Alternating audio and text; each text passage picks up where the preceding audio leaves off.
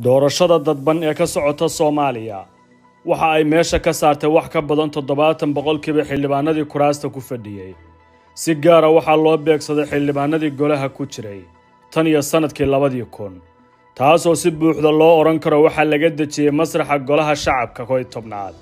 kaadirin wax badan ku soo kordhin lahaa dad badan ayaana aaminsan in kooxo kala duwan ay iska kaashadeen sida kuraasta kaydka loogu diri lahaa rugcadayaal siyaasadeed qaar ka mid ah siyaasiyiinta 20 sano joogay kuraasta ee waayay hadda ayaa qeyladaan ay jeediyeen waxa ay tilmaameen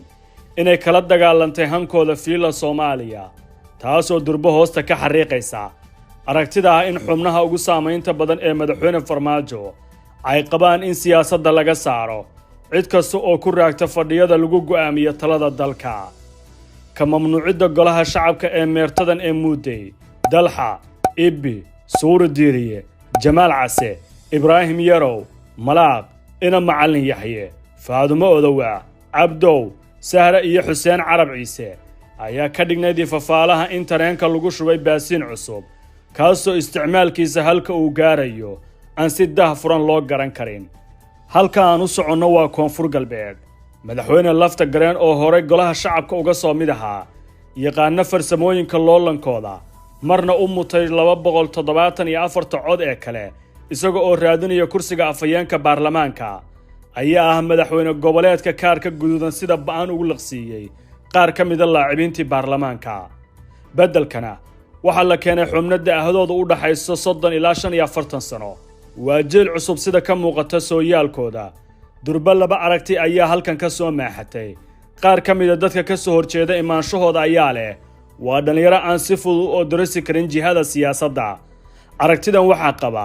qaybo badan oo ka mid ah musharaxiinta oo aaminsan in loo baahan yahay in siyaasadda dalka ay jaangoyso tiro kooban oo dad ah ama waxa loo yaqaan saamileyda siyaasadeed laakiin aragti kale oo taas ka soo horjeeda ayaa leh waa jiilkii ku barbaaray dawlad la'aanta waxbarashadana ku heray lacagta ehelkooda dabcan garanaya waxyaabaha muhiimka waa jiilasha dambe iyo kuwa ay hadda ka soo dhexbixeen ee nasiibku ka soo saaray waana aragtida kale ee oranaysa waa in talada ay go'aamiyaan dhalinyarada iyo bulshada ayna qabaan xubno musharaxiin oo uu ka mid yahay madaxweyne Farmaajo waa aragtida ah in shacabka loo dhawaado iyada oo laga gudbayo saamileyda labadan aragtiyood afartii sano ee la soo dhaafay si weyn ayay ugu baratamayeen fagaaraha siyaasadda ka sokow in matalayaasha Somaliland Koonfur Galbeed Puntland iyo qayb ka mid ah Galmudug ay yihiin jiilal cusub haddana 99% waxa lagu keenay inay ku xidhnaan doonaan aragtida madaxweyne goboleedka oo ay qaarkood yihiin musharaxiin kuwana ay dhisayaan saaxiibadooda kale oo musharaxiin ah Lafta Gareen oo tirada guud ee golaha shacabka deegaankiisa Koonfur Galbeed ku yeelan doono ay tahay tan ugu badan ayaa noqon doona ninka loogu raadis badanayo maalmaha doorashada ee nagu soo wajahan sida ka muuqatay habdhaqankiisa siyaasadeed ee soo saaridda xildhibaanada waa inuu keenay xubno aan ka aragti duwanaan karin taasoo ifin karta jihadiisa siyaasadeed ugu dambeyn su'aasha maalmaha soo wajahan ee doorashada Soomaaliya ee jawaabteeda la heli doono waa dhiigga cusub ee golaha shacabku ma gudi doonaan abaal siyaasadeedka loo galay mise dabba kale oo siyaasadeed ayay qaadi doonaan ma jeceshahay inaad barato quraanka kariimka ah iyo culumta shariicada ugu kaalay markaska